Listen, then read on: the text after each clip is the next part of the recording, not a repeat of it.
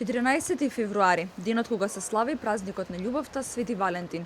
Во последните 2 децении Свети Валентин како празник на љубовта и заљубените масовно се одбележува и кај нас.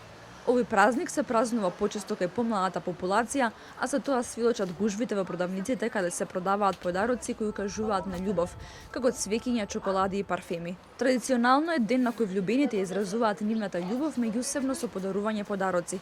Воедно денеска се празнува и Свети Трифун, празникот на виното. Разговаравме се дел од граѓаните кои велат дека најчесто ги слават и двата празника. Па за денеска е празник на виното и на љубовта. И Свети Валентин го има и во христијанската вера, мислам, во како светител, како светец, треба да се почитува да се слави.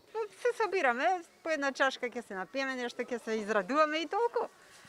Да, мислам, младиве идат надвор на ручек, ама сега поради пандемија тешко. Иначе Валентайн повеќе демек.